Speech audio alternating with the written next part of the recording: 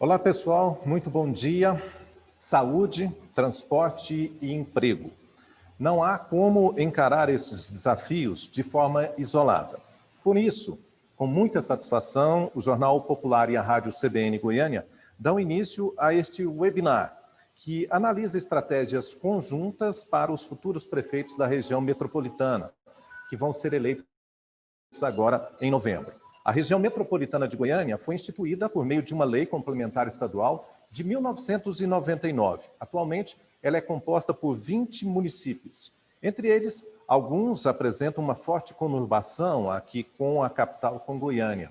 Outros, algum grau de relação econômica com a capital. Quase 3 milhões de habitantes residem nessa região metropolitana, o que equivale a quase 40% de toda a população do estado, segundo dados do IBGE. Em meio a estes números, podemos identificar diversos problemas em comum entre as administrações. Muitas vezes, os atores sociais, os atores políticos, os agentes econômicos não se reconhecem neste arranjo institucional de gestão. Em muitos casos, existe a falta de participação social também nos projetos que englobam este conglomerado de municípios, o que atrapalha na construção de soluções e também de uma identidade metropolitana. O que pode ser feito? Esta é a pergunta dirigida a especialistas das 3 diferentes áreas. Os temas estão entre os que mais preocupam os eleitores, principalmente em um momento desafiador como o que a gente está vivendo em meio a essa pandemia do coronavírus. Agradeço a participação dos nossos convidados e vou fazer agora uma breve apresentação de cada um. Primeiro, professor Sérgio Duarte de Castro, que fala sobre o mercado de trabalho local. Ele é economista, doutor em economia pela Unicamp, com pós-doutorado pela Università Roma Tre e professor de mestrado na PUC Goiás. Patrícia Margon vai examinar aqui os desafios do transporte público. Ela é professora de Engenharia de Transportes do Instituto Federal de Educação, Ciência e Tecnologia de Goiás, doutora pelo Programa de Pós-Graduação em Transportes da UNB e mestra em Engenharia Civil pela Universidade Federal de Santa Catarina. O médico Sérgio Nakamura vai discorrer sobre soluções integradas para a saúde coletiva. Ele é formado pela Universidade Federal de Goiás, com residência médica em Medicina Preventiva e Social, pelo Instituto de Patologia Tropical e Saúde Pública da UFG, e já foi diretor de planejamento em Goiânia em diferentes gestões. Com a gente, Fabiana Pucinelli, repórter, comentarista de política do Jornal Popular e também da CBN Goiânia, que vai entrevistar aqui esses nossos especialistas. Antes aqui, vou já dar um bom dia para você, Fabiana. Muito bom dia. Oi, bom dia, Luiz. Bom dia a todos os nossos especialistas que vão conversar conosco hoje. Bom dia a todo mundo que acompanha. Bom, vamos lá. Para que a gente entenda um pouco desses problemas, do que a gente está falando aqui quando a gente fala de transporte para essa região metropolitana, de saúde, também de mercado de trabalho, vou pedir para que cada um dos especialistas fale um pouco para a gente sobre essa área, sobre a sua área, né, que a gente vai falar aqui, sobre os principais desafios que a gente tem e vai entender e discutir aqui durante o nosso webinar. Eu vou começar aqui com a professora Patrícia Margon.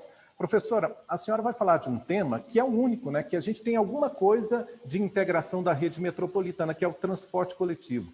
Professora, quais são esses desafios? O que a gente precisa falar sobre essa integração de região metropolitana e o transporte coletivo aqui na região coletiva? Muito bom dia, obrigado por estar aqui conosco.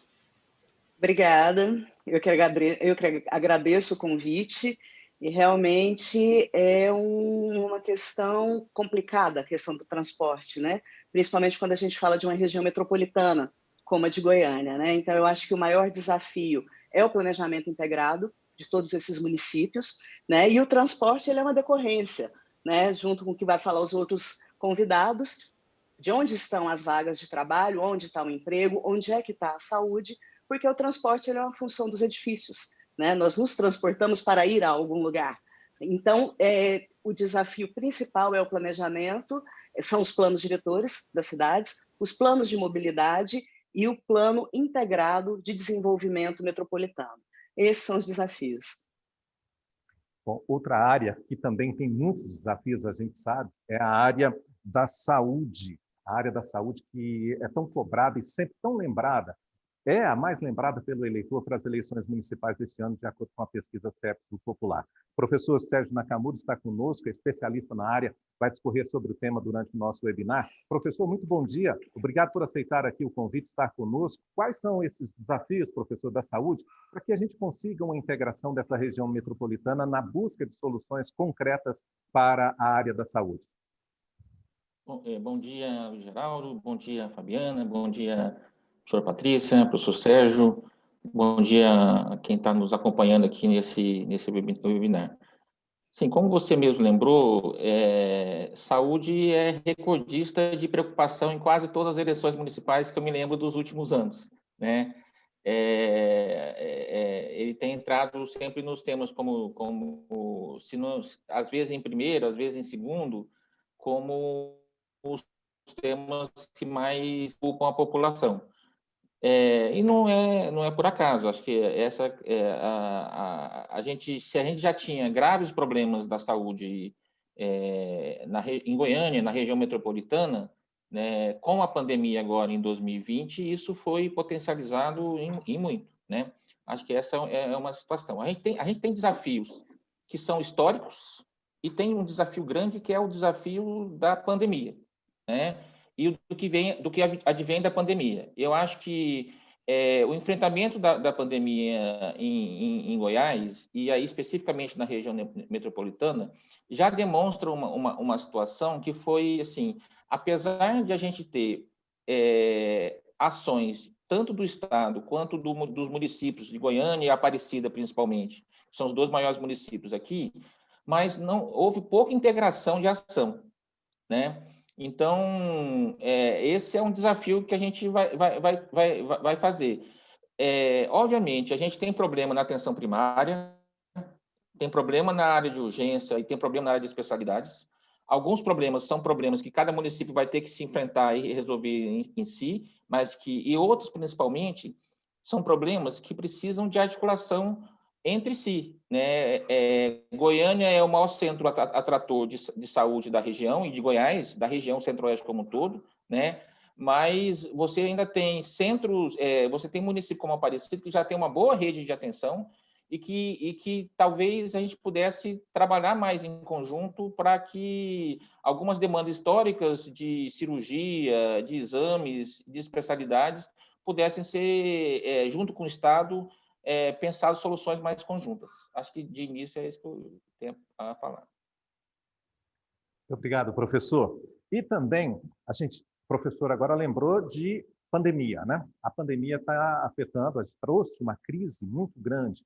E esses gestores que vão ser eleitos agora em novembro, eles vão ter que trabalhar em muito com relação à geração de empregos. Aí, o que fazer nessa área econômica? O professor Sérgio Duarte de Castro é o nosso convidado para falar deste assunto.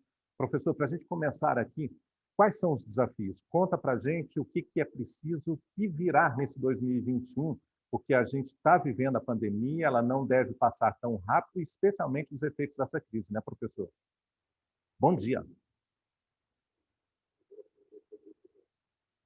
Professor, o seu microfone está desativado, por favor. Professor, o seu microfone está desativado.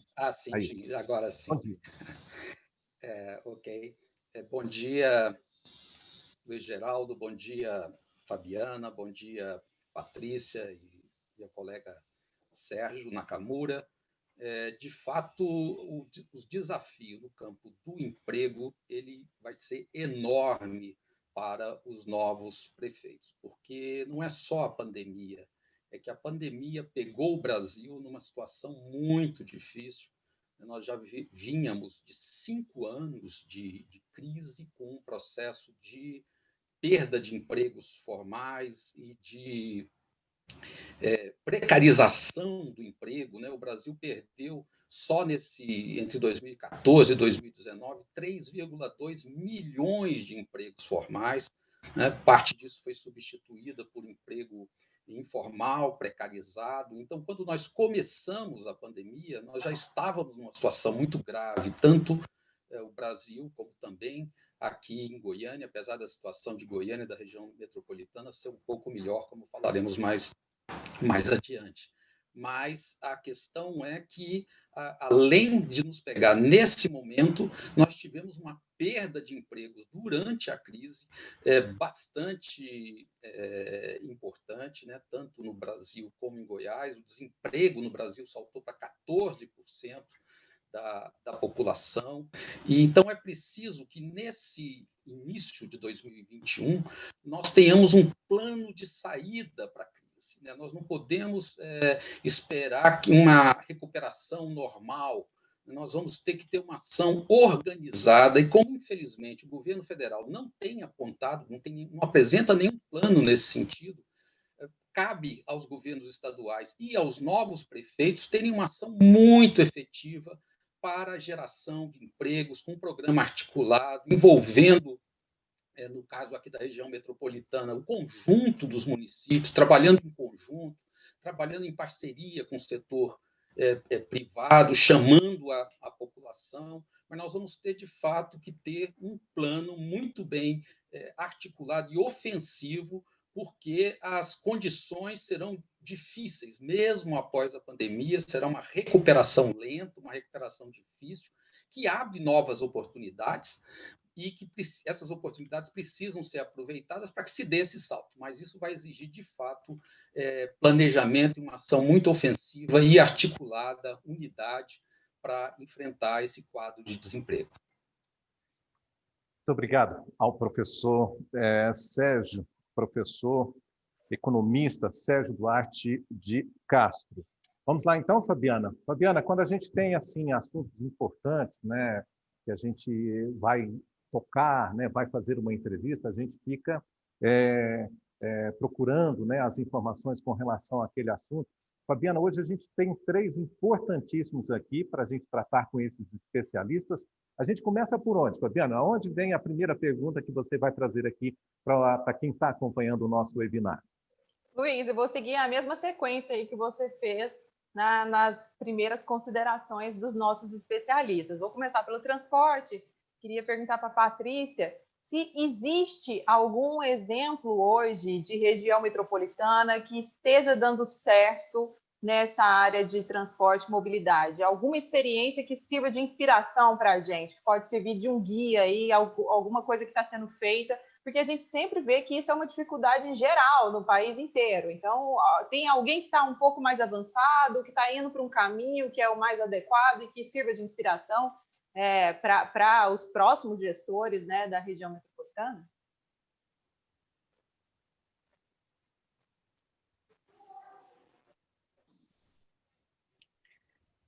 Desculpa, Fabiana, eu tive um probleminha aqui, cortou a sua pergunta. Eu consegui te entender até a parte de um exemplo de uma região metropolitana que, né, tenha dado certo. Eu não sei se você complementou com mais algo, por favor.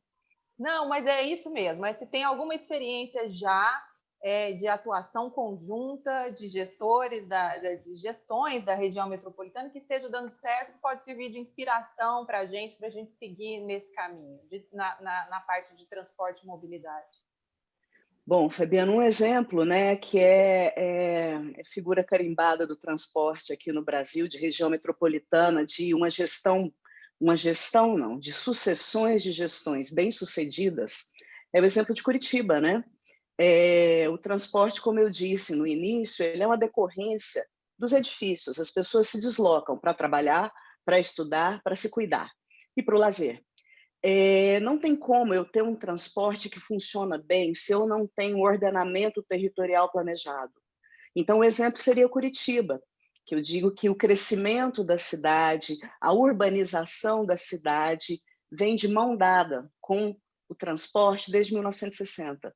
Então, são sucessões de administrações, né, que travam muito bem o crescimento da cidade, a diretriz de crescimento da cidade, junto com o entorno metropolitano, e traz o transporte como decorrente desse crescimento. Se eu não cuido, né, a cidade é um organismo vivo, né, ela tem a circulação, ela tem o núcleo, né, pensante, o núcleo econômico, as bases de emprego, as áreas residenciais. Se eu não cuido dessa cidade como eu cuido de uma criança que está crescendo, vai crescer mal. Então, o problema de transporte, ele geralmente é decorrente da falta de ordenamento territorial. quando eu tenho vazios demográficos, eu tenho a cidade não habitada e eu abro um loteamento lá longe. O transporte tem que chegar até esse loteamento, né? E aí eu tenho quilômetros ali onde eu não tenho, se eu for olhar para o transporte público, nenhum passageiro subindo ou descendo no ônibus, né? Esse preço vai para a tarifa, é um transporte mais caro.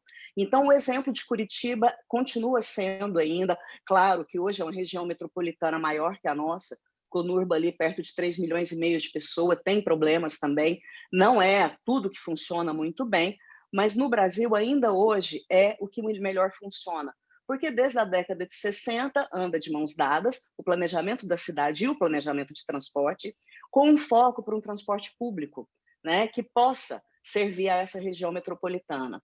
Eu acho que, assim, em termos de transporte, nós temos, assim, mecanismos legais, né, que são as legislações que tratam da região metropolitana, e a gente teve aqui em 2018 um ato complementar que institui, né, o Conselho de Desenvolvimento da região metropolitana e preconiza a implantação do Instituto de Planejamento Integrado dessa região metropolitana. Então, eu acho que a gente tem, sim, exemplos de como fazer funcionar bem, certo? Então, estamos tendo mecanismos legais para que isso atue de uma forma interessante. Mas nós precisamos realmente conhecer quais são os problemas e deixar de lado o achismo. Nós estamos precisando de um plano diretor. Não tem como eu tratar do transporte de uma cidade sem um plano diretor. E essa ideia de atualizar o plano diretor, o nosso último plano diretor data de 2007, tá? O ano passado começou a ter uma coisa de uma atualização de um plano diretor. Eu falar de atualização de plano diretor é a mesma coisa de eu falar de atualização do censo do IBGE. Não tem como fazer isso. Eu preciso pesquisar, eu preciso saber quais são os desejos de viagens das pessoas, para onde elas se movimentam. Eu preciso saber com certeza onde é que estão os empregos, onde é que estão as vagas de escola, onde é que estão as vagas em hospitais, para ter um transporte bem planejado. E Goiânia está num centro ali, fazendo divisa direta, de fronteira com 8 municípios, e uma divisa pequenininha ali com mais 2, mas conurbamos 20 municípios. 2,5 milhões de pessoas, onde tudo está centralizado em Goiânia. Como disse o doutor Sérgio, o doutor Sérgio Nakamura, né? Nós temos aí algumas áreas da saúde, como Aparecida, que está se estabelecendo com crescimento alto, mas, na maioria dos casos, todos os municípios dependem da infraestrutura de Goiânia. Então, nós temos, sim, exemplos interessantes que podem ser estudados, não copiados, cada local tem a sua particularidade, não tem como eu implantar coisas que foram feitas em Curitiba, São Paulo, Rio, para funcionar igual funciona em Goiânia.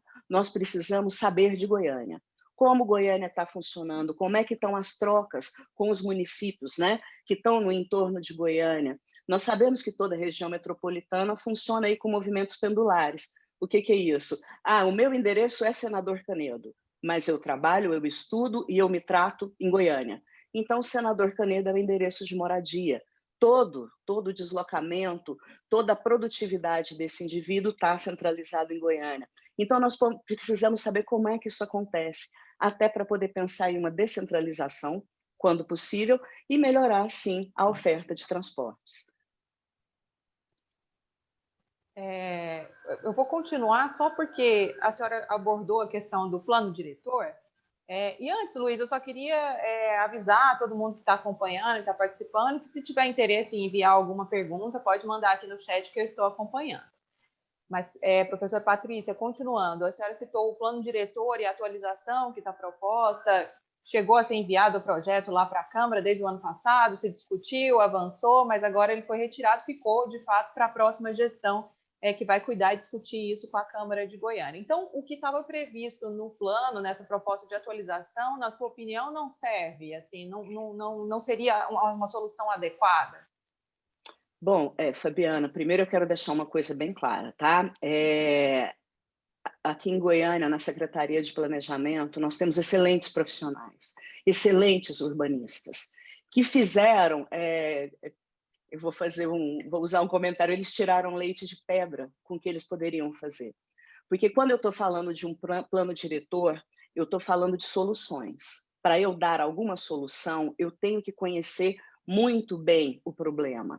Se você tem um problema de saúde e vai a um médico, esse médico vai pedir um exame, que é uma pesquisa sobre o seu corpo para saber o que ele está acontecendo. Não tem como eu fazer um plano diretor sem uma pesquisa de origem e destino domiciliar. Aí é onde eu vou na casa das pessoas perguntar quantas pessoas moram, qual é a idade dessas pessoas, quantos deslocamentos são feitos por dia, qual que é o motivo desse deslocamento, vocês se deslocam a pé, de bicicleta, de ônibus, de carro particular? Como é que são feitos esses deslocamentos?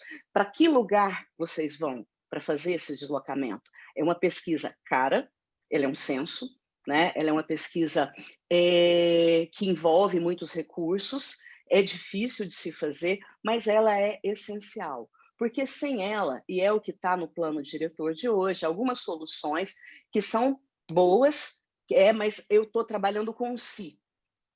Para você ver, nós temos 13 anos do último plano diretor. A cidade muda, ela é um organismo vivo, né? Os adensamentos mudam, os corredores de transporte mudaram.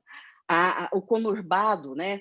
Várias cidades têm um crescimento muito alto aqui no conurbado de Goiânia, Trindade, Senador Canedo, Aparecida de Goiânia. Então, se eu não tiver mesmo o exame de como é essa cidade, como é essa região metropolitana, eu não vou conseguir ter uma solução efetiva. E eu deixo isso bem claro. Todos os técnicos que foram envolvidos, eu estou falando do eixo mobilidade, tá? Deixar isso bem claro, se eu não me engano, o plano diretor envolve 6 ou 7 eixos diferentes, eu estou falando do de mobilidade. Todos os técnicos que eu conheço que trabalharam naquilo, eles fizeram o que podiam sem a pesquisa, porque a pesquisa não foi liberada a verba para ela. Se eu não tiver um tipo de pesquisa origem e destino, se eu não tiver pesquisas de tráfego, se eu não tiver contagens de veículos em alguns pontos mais críticos do nosso trânsito, eu não tenho como propor solução. É a mesma coisa de eu medicar uma pessoa sem ter os exames dessa pessoa. Eu posso até acertar nessa medicação, mas é um si, né? Eu não tenho como dizer onde é que está o problema, qual que é a prioridade, para onde eu desloco as verbas, né? Eu quero implantar ciclovia, a gente vê muitos candidatos falando a respeito disso. É uma boa ideia, mas onde que elas vêm? Porque eu ter quilometragem de ciclovia não quer dizer que eu tenho mobilidade se eu não tiver rota. Como é que eu vou melhorar a circulação de pedestre? Todo mundo anda a pé. Tente andar a pé em qualquer uma das cidades aqui da região metropolitana à noite. Quem se sente seguro? Primeiro, é escuro. Será que não dá para iluminar? São questões baratas, né? Em termos, se eu comparo aí com a construção de vias, de viadutos, né, de terminais de ônibus, são questões até baratas e que melhoram muito a mobilidade. Mas eu preciso conhecer a cidade. E nisso eu falo, aqui na área de transportes, em Goiânia, que é o local que eu conheço, nós temos excelentes profissionais dentro das secretarias municipais, profissionais que conhecem a cidade. E o que eu vejo é que não dá para fazer um plano diretor, e esses profissionais têm essa consciência, eles sabem disso, mas não dá para fazer um plano diretor sem eu saber onde é que está o problema. Então, não é que a situação está ruim, não é que o plano que foi feito agora ficou ruim, mas é como se eu quisesse alimentar as pessoas com uma receita de um prato de comida. Eu não posso fazer isso, né? Essa pesquisa custa caro? Por que ela não foi liberada verba para ela? Quanto que custaria? Olha, ela é uma pesquisa, eu não sei te dizer assim, um vulto mesmo, mas ela é uma pesquisa cara como um censo. Eu preciso ir, eu tenho que treinar pesquisadores, eu preciso abordar em uma certa amostragem, na divisão de zona de tráfego, que geralmente a gente usa a mesma divisão que o IBGE usa, e eu preciso levantar uma amostragem consistente. Então, é uma entrevista, é uma pesquisa, Fabiana, que vai durar uma gestão, tá? Até eu fazer o recolhimento dos dados, até eu fazer o tratamento desses dados e até eu ter realmente os problemas ali elencados, né? Problemas não, mas a situação mesmo da cidade. Então, ela é comparável a um censo do IBGE, esse que é um censo populacional. A forma de abordagem é a mesma, é o pesquisador ou ligando, ou indo, batendo na porta daquelas residências para saber como é que as pessoas estão se deslocando, certo? Então, ela é, sim, uma pesquisa cara, mas sem ela, eu não tenho condições de fazer um plano diretor e, a partir disso, eu não tenho condições de fazer um plano de mobilidade. Da mesma forma que a cada 10 anos nós temos um censo do IBGE, e todo esse censo é feito com a pesquisa censitária. Não tem como, né, eu fazer um censo sem a pesquisa, porque ela é resultado daquele diagnóstico que foi tirado, daquele raio-x da cidade. Então, ela é uma pesquisa que demanda verba, sim, mas eu fazer um plano diretor sem ter essa base, sem ter esse conhecimento das questões mesmo da cidade, das questões dos bairros, eu vou sempre trabalhando com uma possibilidade de solução e não com uma solução. É a mesma coisa de eu estar receitando uma dipirona para uma dor. Eu posso até amenizar um pouco aquela dor, mas eu nunca vou sanar a causa ou investigar a causa daquela dor. Então, as prefeituras sabem disso, elas sabem dessa dificuldade, e aí é uma outra coisa que foge à esfera até do que eu estou falando aqui, mas é uma coisa que é de praxe, todos nós sabemos que os problemas de transporte eles são urbanos, mas que as arrecadações dos municípios são menores do que a arrecadação do Estado, menor do que a arrecadação da União. Então, precisa, sim, de verba para se fazer isso, mas não é impossível.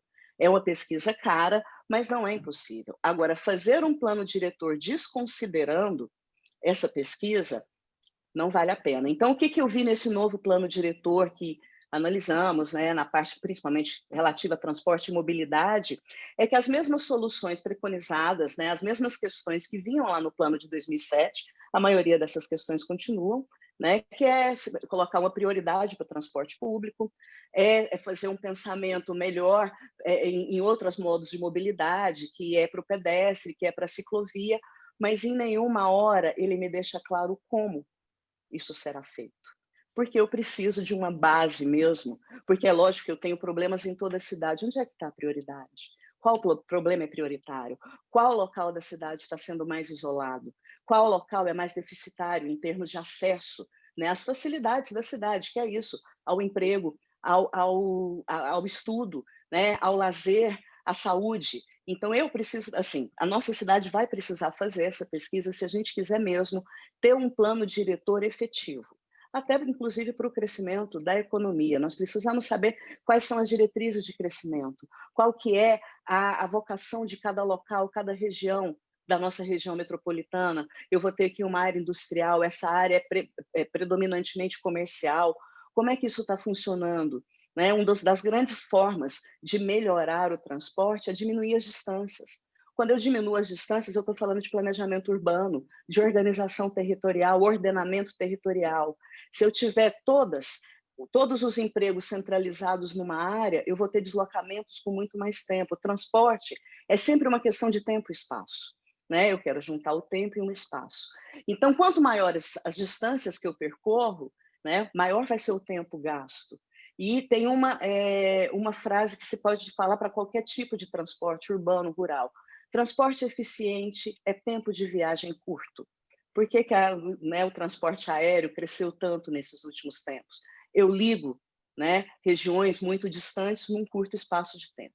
Então, transporte eficiente é tempo de viagem curto. Para eu fazer isso, eu tenho que ter políticas de descentralização. O transporte ele é uma consequência da forma de urbanização da cidade. Eu não consigo resolver o transporte como um problema independente. Eu preciso saber onde é que está funcionando essa cidade, onde é que circula, onde é que estão as ofertas de emprego, onde é que estão as ofertas de escola. Eu preciso ter esse raio-x, até para poder propor uma descentralização e até para poder propor um investimento prioritário do transporte. Qual linha de ônibus está deficitária? Como é que está funcionando o meu transporte público? Onde é que eu tenho linhas de desejos? Tem locais que, quando você abre as linhas de transporte no mapa da região metropolitana, você percebe facilmente que tem locais que são isolados. Que para a pessoa fazer um trajeto, por exemplo, de determinado bairro até o centro de Goiânia, ela tem que pegar 3, 4 conduções. Então, até quando a gente vai conseguir sustentar essas distâncias tão longas, que são, sim, decorrentes de uma falta de planejamento territorial, de uma falta de ordenamento territorial?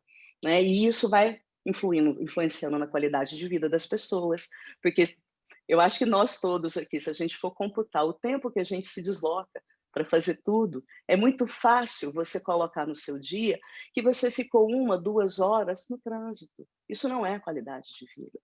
A acessibilidade, ela traz um acesso com um tempo menor. Eu tenho que ter um centro urbano descentralizado. Agora, sinceramente, não são soluções de um mandato.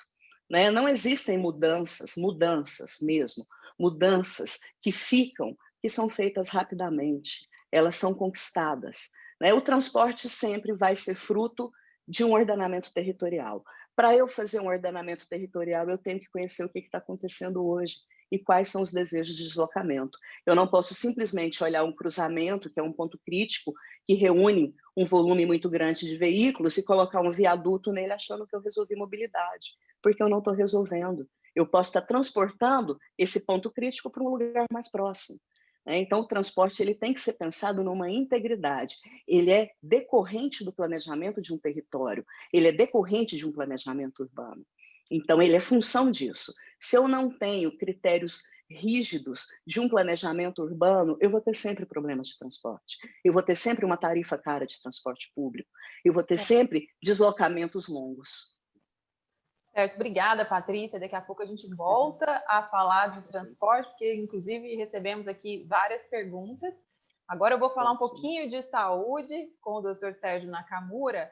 Dr. Sérgio, eu quero saber o seguinte, o senhor falou aí da demanda sobre Goiânia, né, que a Goiânia acaba recebendo grande parte dessa demanda por atendimento à saúde da região metropolitana, de todo o estado. E a gente vê muitos candidatos a prefeito aqui da capital apresentando a proposta de construção de um hospital municipal. A gente tem hoje, né, 3 maternidades, hospitais, e eu queria saber se, na sua opinião, essa é uma boa saída, é uma necessidade a construção de um hospital municipal. Fabiana, em relação à questão do hospital, assim, lembrando primeiro que a gente tem um problema de internação hospitalar, tanto de urgência quanto de eletiva, né, que precisa ser resolvido. E outra coisa, não tem solução em bala de prata, não tem solução mágica, né? Posto essa situação, né, eu sou a favor de um hospital municipal, né? Acho que um hospital que a gestão, a gerência e a gestão seja feita pela Secretaria Municipal de Saúde, que hoje tem gestão sobre os outros entes privados, filantrópicos e outros entes estatais, mas via sua central de regulação, né, facilitaria essa gestão se a gente tivesse um hospital municipal um hospital municipal, até para poder, como eu disse, ele vai atender tudo que tem demanda reprimida? Não vai. Mas, às vezes, é difícil enfrentar um prestador, seja ele público, privado ou filantrópico, em alguns procedimentos, porque o procedimento, a tabela SUS não cobre, porque o procedimento tem interesses, exige algum nível de recurso humano ou de equipamento que o privado não tem interesse em fazer. E, nesse momento, se você tiver uma saída sua, às vezes você resolve essa situação, você resolve essa questão e, além disso, lhe dá melhor condição de negociar alguns contratos sem ter uma faca no pescoço, já que você pode ter um serviço que você mesmo possa realizar. Então, eu, pessoalmente, acho que é importante ter um hospital municipal. Acho que não dá para... hoje, na área da saúde, a gente entende que não dá para construir hospitais com menos de 100 leitos, tem que ser hospitais, no mínimo, aí, com 150, 200 leitos, no mínimo, né? E que tem que ter pelo menos 30 leitos de UTI, senão você não viabiliza economicamente, nem economicamente, nem no seu potencial, né? Agora, isso em si resolve a questão da internação hospitalar em Goiânia? Não resolve, né? É como a professora Patrícia falou na área do transporte. Soluções difíceis, problemas difíceis, não tem solução fácil, ou solução única, né?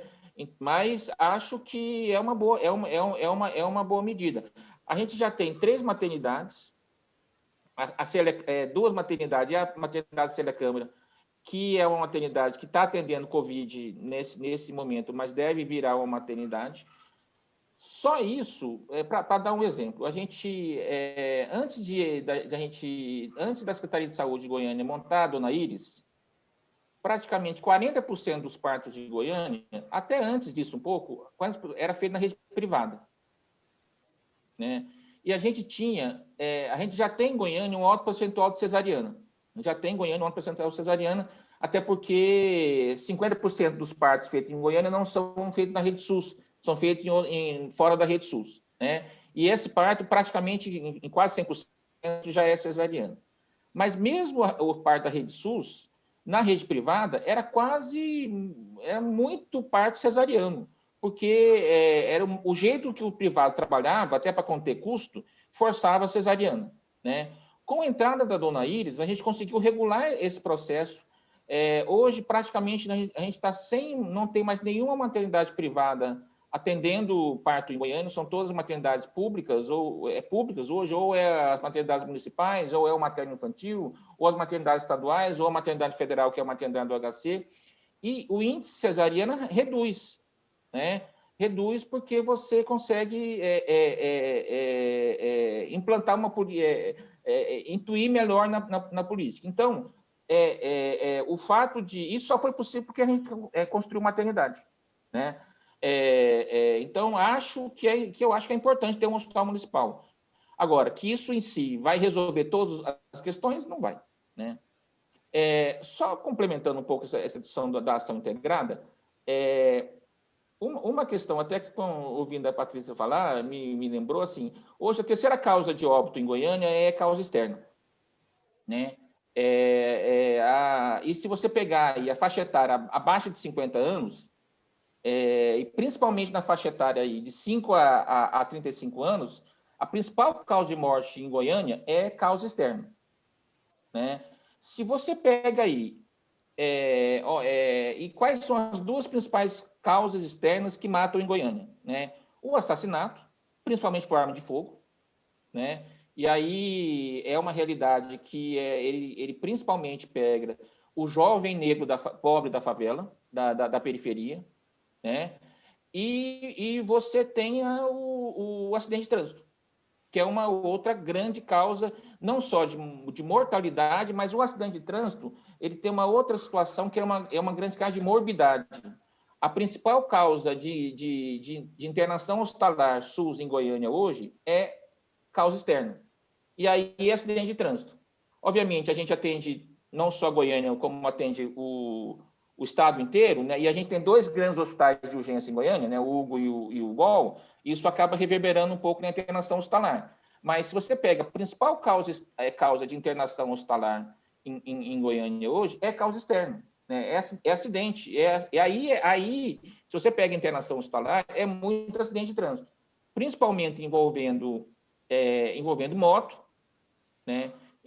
E aí não quer dizer que o motoqueiro é culpado do acidente, né? O estudo que a gente fez aponta até que o motoqueiro não é o maior culpado do acidente. Às vezes até o motorista, que é o motorista do carro, que às vezes é o responsável pelo acidente, mas o motoqueiro é a parte frágil, né? É ele que machuca, é ele que quebra, né? Nessa situação. Então, acho que, além dessas questões da assistência, que a gente tem que pautar aí, nessa discussão da urgência e das atendimentos eletivos do Hospital Municipal, a gente tem que pensar em ações que mitiguem a necessidade da atenção, né? E essa ação, internação por causa externa ou morte por causa externa, e aí envolvendo principalmente os acidentes de trânsito, completamente uma causa evitável, né?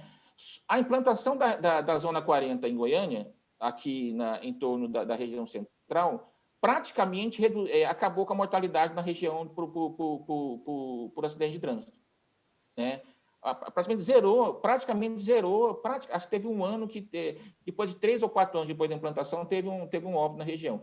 Mas os 3 primeiros anos depois da implantação da Zona 40 aqui, acabou com óbito na região por acidente, por atropelamento, né? Ou mesmo por outros acidentes de trânsito, né? A gente tem áreas conurbadas em Goiânia que precisam de Zona 40 também, né? A gente tem áreas aí de grande fluxo de pacientes, a gente tem uma mobilidade muito grande, e aí não só de ônibus, mas também de outros tipos de veículos, indo e vindo de Senador Canedo, indo e vindo de Trindade, indo e vindo de Aparecida, principalmente, né? Se a gente não pensar numa ação conjunta aí das várias prefeituras em relação à questão da velocidade, aí eu estou falando velocidade porque velocidade e mortalidade está diretamente ligado, né? Já tem estudo mostrando isso, que, quanto mais você aumenta a velocidade da via, mais gente vai morrer nessa via, né? Estou falando aqui especialmente a velocidade da via, mas em outras questões também, conservação, uma série de outras questões também, que poderiam estar mitigando, talvez até a nossa necessidade de tanta internação hospitalar, de tanto leito hospitalar que a gente tem hoje. Se você pegar a internação do Hugo hoje em Goiânia, 50% da internação do Hugo é acidente de trânsito, né? Envolvendo moto, né? Então, essas são situações que o planejamento integrado aí que a gente tem que fazer, e aí principalmente aqui em Goiânia, que é de fato a maior cidade, né, e que mais tem pontos vulneráveis nessa situação, que a gente tinha que estar abordando dentro dessa, e aí falando para os candidatos, né, que o tema saúde, ele é importante, mas ele não é só atendimento médico, exame e consulta, né? Esse tema é importante e é necessário, mas precisam ser abordadas outras questões, como o enfrentamento da violência, né? Como o enfrentamento da violência, como as questões dos hábitos de vida, como a questão da alimentação saudável, né? Que acho que é uma série de questões que a gente, às vezes, não escuta os candidatos, e quando a gente vê os prefeitos e secretários sendo eleitos, não executam com tanta veemência como, às vezes, a gente até faz em relação às outras questões da atenção. O senhor citou também a questão da Covid, né? E é isso, inclusive, que influencia para que a gente tenha tido um percentual tão grande aí de preocupação do eleitorado com a saúde. Da estrutura que foi formada até aqui, e o senhor citou também, cada município fez por sua conta, não teve muito uma discussão conjunta envolvendo Estado e tudo, da estrutura que teve até aqui e da provável demanda para o ano que vem, e aí tem, inclusive, uma preocupação com as consequências, né, da Covid, quem já foi contaminado e pode ter algum tipo de problema depois, as sequelas, né? Que os próximos prefeitos aqui das regiões da região metropolitana têm que se preocupar em relação a essa estrutura de Covid? Tem que fazer muito mais além do que já foi feito ou não? Bom, vamos lá. A pandemia da Covid no Brasil, ele está gerando uma grande onda de atendimento específico em ensino respiratório aguda grave, que aí precisa de leito, precisa de UTI, precisa de exame, precisa de atenção primária que precisa de telemedicina, precisa de uma série de coisas para continuar o atendimento. E, infelizmente, do dia 31 para o dia 1º não vai ser mágico e vai acabar, né? Não vai acabar. A pandemia vai persistir por mais tempo. Mesmo com a introdução da vacina, não é tão fácil assim, né? A gente não consegue, por exemplo, em Goiás, vacinar todo mundo em 1 mês, em 2 meses, em 3 meses. Vai levar meses. E lembrando que a perspectiva inicial é uma vacina de 2 doses, né? Ou seja, o ano de 2021 inteiro a gente ainda pensando em Covid, né? Na Covid em si, né? Você levantou bem a situação da sequela da Covid, ou seja, nós vamos ter uma demanda nova, são pacientes que precisam de fisioterapia respiratória, que precisam de assistência de saúde mental, né? Porque a questão da saúde mental exacerbou muito nessa questão da Covid, mas você também tem uma situação que nós ficamos praticamente 6 meses parados em várias áreas da atenção. Isso deve gerar uma série de reagudizações de doenças crônicas. Além disso, uma fila imensa de procedimentos que provavelmente o ano de 2021 inteiro nós não vamos dar conta de fazer, né? Então, isso é uma perspectiva que, bem ou mal, houve um aporte orçamentário do governo federal para os municípios para a gente poder enfrentar a Covid nos municípios. Bem, a gente tem muitas críticas aí, a política do governo federal em relação à Covid foi completamente desastrosa, né, em muitas áreas, mas ele garantiu algum recurso a mais para isso. Lembrando que, provavelmente, esse recurso a mais, até em virtude da questão do teto orçamentário, não vai para o ano que vem, né? Não deve ir para o ano que vem. Então, a gente tem aí a persistência da Covid, tem toda a sequela que a Covid traz, mas tudo que ficou... A gente já tinha um problema crônico de fila, e agravado por mais 7 meses, 6, 7 meses de estrutura parada, que nós vai jogar tudo no colo do próximo prefeito em 2021, né? Sem dinheiro novo, né? Então, acho que vai ter que fazer, independente da matriz partidária, ideológica, que os prefeitos daqui forem eleitos, vai ter que ter um enfrentamento com Brasília em relação a recursos. Não há como, não uma discussão, tem que fazer uma discussão nacional em relação ou se flexibiliza de novo a EC 95, ou há um enfrentamento em relação a isso, senão a situação ano que vem vai ser de calamidade, porque isso sobra tudo isso, mais essa situação, além do que a gente vai ter que ter soluções criativas de reordenamento, de melhoria da qualidade da atenção primária, né, de redução de encaminhamentos, de uma série de situações, de uso de tecnologia como telemedicina, prontuário único, o uso de... acho que nisso a pandemia a gente conseguiu ver que a gente consegue fazer mais algumas coisas usando algumas tecnologias, né? E que eu acho que isso as próximas administrações vão ter que estar usando disso também para poder mitigar ou mesmo ampliar acesso e ampliar a resolutividade da atenção primária, principalmente. Professor, deixa eu fazer uma pergunta também aqui, professor Sérgio Nakamura. O senhor falou no começo do hospital, né, a pergunta da Fabiana Pucinelli com relação à construção do hospital.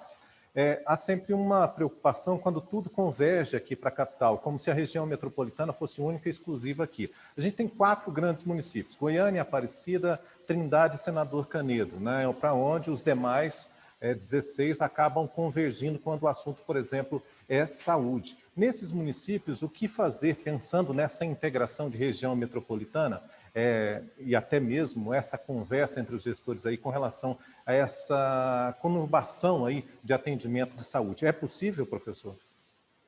Não, é possível. Acho que não só possível, como desejável, né? É necessário, né? A gente tem uma estrutura organizativa na saúde que tem um problema, vamos dizer assim. A gente se congrega chama Comissão Intergestora Regional, uma CIR, né? Que é um meio que... a região metropolitana foi partida em 2 CIR, né? Eu tenho uma CIR Central e uma CIR Sul. Aparecida e Senador Canedo estão na CIR Sul, e Goiânia, Trindade, uma série de outros municípios estão na CIR Central, né? Isso é um problema. Esse é um problema de organização. A gente vai sentar para reunir uma série de questões que envolve a Trindade, também envolve a Aparecida e Senador Canedo, né? Não tem como aqui, ainda mais Aparecida, que é um maior município conurbado com a gente, né? Lembrando que Senador Canedo e Trindade têm hospitais municipais. Senador Canedo e Aparecida têm hospitais municipais. O Aparecida abriu agora, ano passado, o HMAP, né? Lá com o hospital municipal. Acho que era interessante o fato de ter concentração, e a gente sabe disso, que tem uma concentração de saúde. Metade do recurso de média e alta complexidade, metade do atendimento de média e alta complexidade em Goiás é feito em Goiânia. Isso é um absurdo. Não tem estado no país que tem esse nível de concentração, numa única região, numa única capital, numa única cidade, né?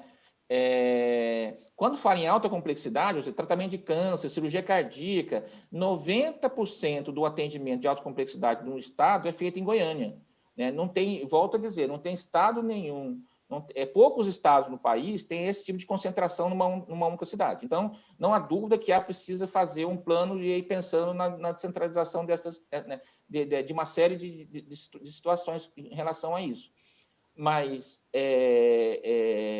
tanto, mesmo com ou sem hospital municipal, se os municípios, se pelo menos os grandes municípios que não só têm demanda, mas também ofertam assistência à saúde, principalmente de média complexidade, sentassem e se autoprogramassem para ver o que eu posso fazer mais aqui, o que eu posso fazer menos aqui, o que eu preciso investir mais aqui, e o que eu não preciso investir tanto aqui, seria interessante, né? Planejamento regional. Acho que isso é importante que se faça.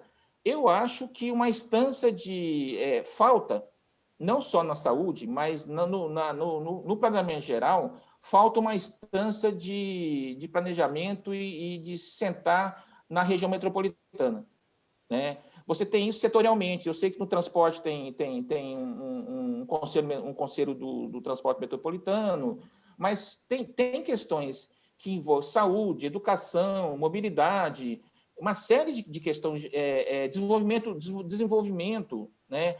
Uma série de situações que seria muito mais fácil, muito mais, não só fácil, mas muito mais exitoso se houvesse um planejamento regional em vez de somente um planejamento para a sua cidade, né? Acho que a gente carece desse tipo de instrumento que a lei da região metropolitana cria, mas não define, né? A lei da região metropolitana cria a região metropolitana em si, mas e daí? Né? Entendeu? Ok, eu criei uma região metropolitana aqui, defino os seus municípios, mas e daí? O que eu faço a partir dessa definição?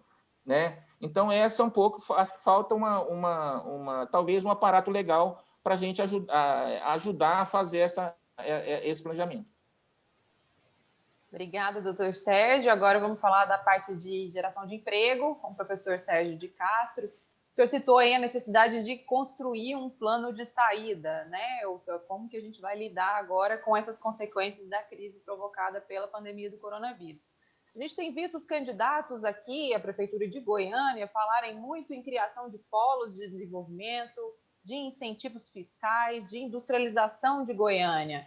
Na parte específica da capital, passa por isso? E quais seriam os principais pontos aí desse plano de saída?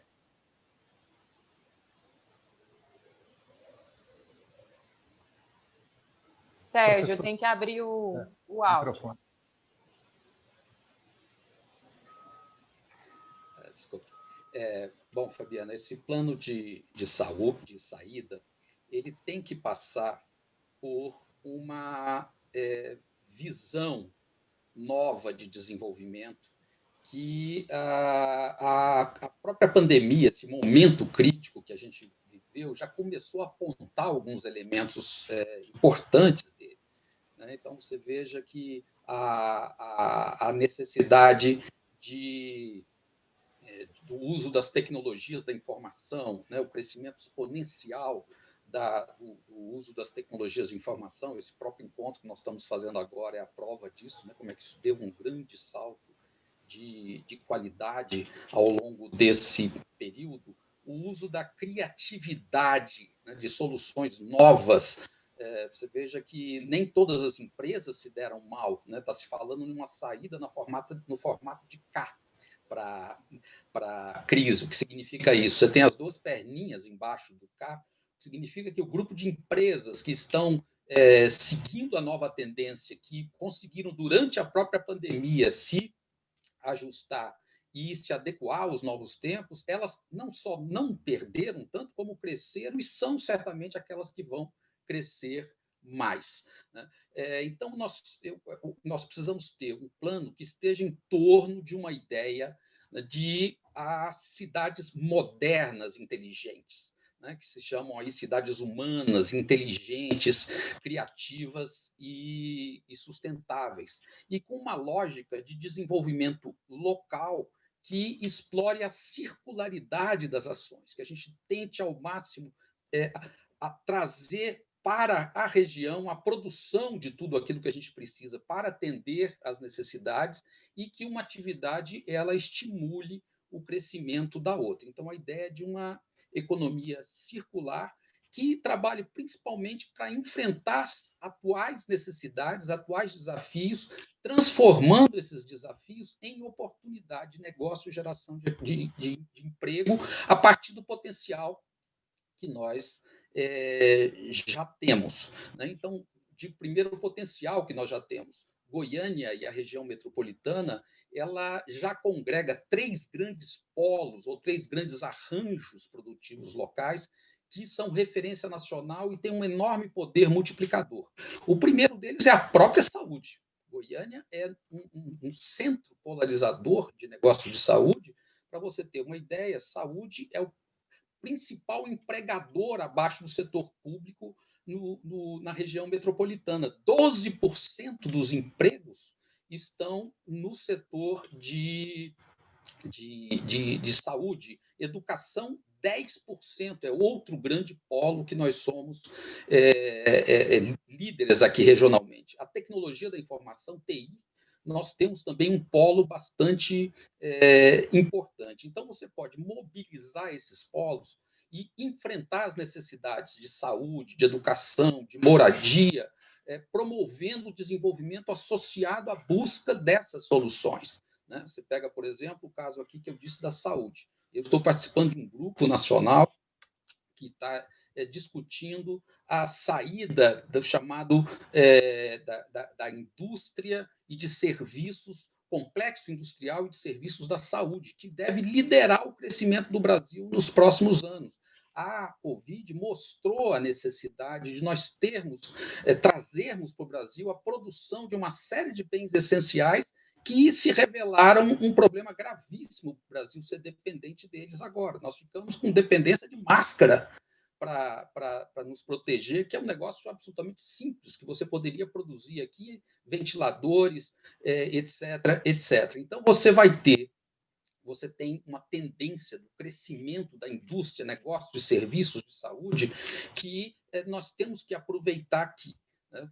A saúde, ela não só presta o serviço exatamente, mas ela tem todo um esquema de economia vinculada. Se você pensa nos uniformes dos hospitais, na roupa de cama, no material de alimentação, no quanto ela consome de serviços de segurança, etc., e observa o seguinte, de onde isso é comprado.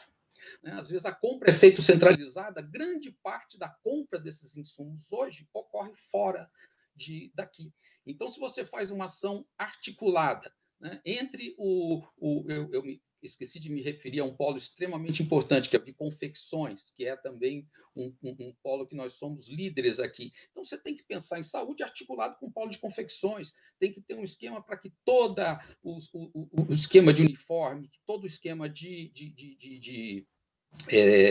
roupa de cama, etc., seja comprada de empresas locais, micro e pequenas empresas locais. A mesma coisa com a educação, os móveis, os uniformes, tudo isso gera uma demanda enorme.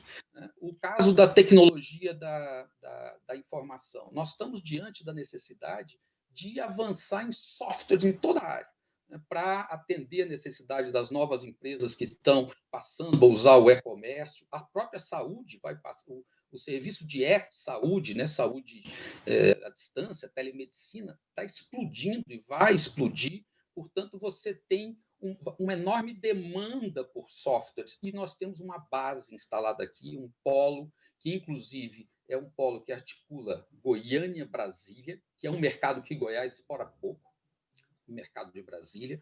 Então, nesse plano, teria que ter um programa para o desenvolvimento de software para dar saídas para aplicação na saúde, para aplicação na educação. Né? Eu dou o exemplo aqui também do caso da moradia, né? Que nós temos uma demanda importante em termos de moradia aqui na região. Quer dizer, você, mais uma vez, associar soluções que gerem emprego e renda. Então, por exemplo, a produção de casas populares, você já tem uma lei que obriga toda a construção de casa popular ter uma placa, pelo menos para aquecimento de água, uma placa solar. Se você coloca aí não só a placa solar de aquecimento de água, mas todo o aquecimento da casa dentro de um projeto ousado de desenvolvimento de energia solar na região metropolitana, isso em parceria com a agência de fomento, já tem linhas de financiamento para isso aqui e no país. Para você ter uma ideia, a instalação e manutenção de energia solar é hoje uma das principais fontes de emprego de baixa qualificação no mundo. O ano passado foram 3,5 milhões de empregos criados no mundo apenas dentro dessa cadeia de serviços associadas à energia solar. Água. Você pode ter sistemas de coleta de chuva. Na Austrália, hoje, todas as residências que são construídas novas são obrigadas a ter um sistema de coleta de água, né? Nós tivemos uma grande experiência no Brasil desses sistemas de coleta de água, com programas para acabar com a sede no Nordeste. Só que, ao você colocar essa exigência, só lá no Nordeste foram implantadas, durante o programa do governo federal, na época eu estava coordenando esse programa, foram implantadas quase 10 fábricas, tiveram que se implantar localmente para produzir localmente todo o material para essa solução. Materiais de construção, com soluções construtivas inovadoras. Então, qual é a ideia chave disso? É um programa que seja articulado, que use principalmente porque você diz, olha, quando a gente pensa em geração de emprego e renda, isso seria uma tarefa principalmente do governo federal, né? Você ter capacidade de ter políticas públicas para isso. Às vezes é difícil a gente imaginar, será que a prefeitura, um prefeito, tem poder, tem capacidade, né, para agir aí? Quer dizer, infelizmente, no Brasil, como o governo federal está omisso, absolutamente omisso nessa questão, as prefeituras se articulando com o governo federal, ela tem um enorme poder de compra em todos esses segmentos. Só as compras públicas, né, e uma parceria com o setor privado para garantir a compra de insumos locais, com projetos articulados, formação de fornecedores, atração de empresas inovadoras, qualificação dos fornecedores que já estão aqui, isso tudo pode gerar um processo altamente dinâmico de geração de emprego e renda, que dá uma outra dimensão para essa questão, e nós precisamos fazer isso. Nós precisamos fazer de forma urgente, porque nós temos que nos lembrar que a situação só não está pior do emprego e da renda por causa do auxílio que foi dado pelo governo a partir de demanda do legislativo, é preciso que se diga, e das medidas que fizeram com que as dívidas das empresas fossem adiadas, criaram um programa que permitiu a redução do salário complementado pelo governo. Tudo isso acaba agora em dezembro. Então, você imagina que o prefeito vai assumir em janeiro num quadro de desafio muito importante com relação ao emprego e à renda. Sérgio, eu vou pedir só um cuidado. Eu vejo que a sua transmissão tem um microfone junto com o fone. E, às vezes, a gente está tendo uma pequena interrupção à medida que você gesticula, e ele está um pouco baixo com relação à sua voz também. Se você puder só dar uma reposicionada para a gente, por favor, para a gente continuar aqui conversando com você e ouvir de uma forma mais clara. Por favor, Sérgio. Fabiana. Professor, temos uma pergunta aqui da Mariane Ribeiro, ela fala no sentido aí que o senhor abordou agora, de que caberia aos prefeitos fazer em relação à geração de emprego, né? Ela fala o seguinte: temos visto as cidades do interior ganhar uma dinâmica na geração de empregos, não ficando atrás das capitais. Esse é um comportamento pertinente à região metropolitana de Goiânia também? E qual a responsabilidade dos prefeitos nesse movimento? Eu acho que, como eu disse, toda a responsabilidade nesse momento é dos prefeitos. E mais, eu acho que volto à questão que já foi levantada pelos nossos colegas. Nós precisamos de ter uma solução articulada, nós precisamos pensar em termos de região metropolitana de Goiânia, né? A lei prevê o conselho, que nunca funcionou corretamente, prevê um fundo, né, comum, que nunca foi, de fato, implementado. Então, é preciso que os prefeitos se articulem, né, criem em conjunto, façam uma parceria com o setor privado, chamem a sociedade para fazer e pense no conjunto da região metropolitana. Nós já tivemos, nos últimos tempos, uma certa descentralização da economia no âmbito da região metropolitana. Até os anos 80, mais de 80% da indústria, por exemplo, da região, ficava em Goiânia. Hoje, menos de 50% está em Goiânia, e nós já tivemos uma certa desconcentração industrial, não só para cidades como Aparecida, como Trindade, como o senador Canedo, né? Mas mesmo Nerópolis, Bela Vista, em umas outras cidades em que nós já tivemos um certo... E houve papel importante dos prefeitos em políticas, por exemplo, de atração de investimentos para essas regiões. Em termos de serviços e empregos formais, a concentração em Goiânia ainda é muito grande, né? Se desconcentrou um pouquinho para essas cidades maiores, mas nas cidades menores o problema ainda é grave. Hoje, 75% dos empregos formais de toda a região metropolitana estão em Goiânia. Então, isso exige que, nesse planejamento, se pense essas políticas conjuntas e pensando o que pode ficar aonde. É natural que haja... A região metropolitana de Goiânia, ela é um arranjo populacional, um arranjo de cidades, onde existe uma certa hierarquia. É natural que certas atividades mais avançadas fiquem nas cidades maiores e as mais simples, fiquem nas cidades menores. Portanto, um certo movimento pendular é natural, faz parte, é desejável, porque é eficiente. Só que, como isso não foi planejado, hoje nós temos ainda, apesar dos avanços, concordo com a pessoa que fez a pergunta, houve muita iniciativa importante das prefeituras no nosso entorno, melhorou a situação nos últimos anos, mas nesse momento é preciso ter esse planejamento organizado.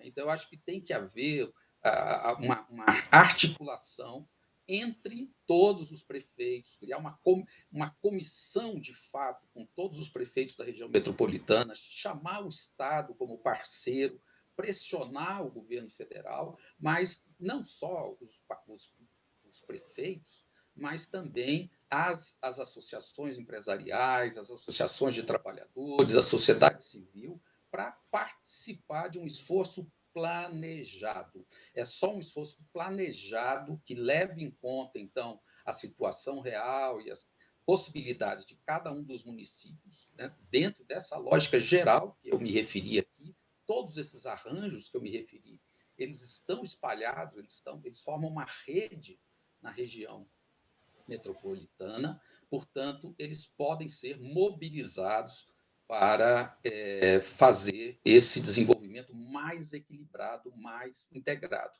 E acho, inclusive, que é preciso haver um chamamento para os candidatos, que, passadas as eleições, se crie um espírito de unidade em torno desse planejamento. Infelizmente, nós estamos vivendo um momento no Brasil de profunda sectarização, de profunda divisão, o discurso de ódio, né? Cada um com as suas verdades. Eu acho que é um momento em que é preciso deixar isso de lado, se articular num plano em que os candidatos que perderem, os partidos políticos, a sociedade se envolva nesse esforço coletivo. É só assim que nós vamos poder superar essa limitação, né? Que são prefeituras, os recursos são limitados, mas é possível fazer. Inclusive, nesse aspecto, nós temos uma vantagem importante. Do ponto de vista fiscal, Goiânia vive uma das melhores situações no país no meio dessa crise, né? A economia já estava equilibrada antes da crise e, mesmo agora, o prefeito apresentou recentemente o balanço na Câmara e nós estamos com saldo positivo na prefeitura do ponto de vista fiscal, né? Apesar desse tempo todo. Dessa crise toda. Então, eu acho que essa é a questão fundamental. Obrigada, professor Sérgio. Tem várias perguntas boas aqui. Eu vou voltar, então, para a professora Patrícia, que tem muitos comentários sobre as ciclovias, ciclofaixas aqui na cidade. Isso é tema também proposto pelos candidatos, mas tem aqui as seguintes dúvidas.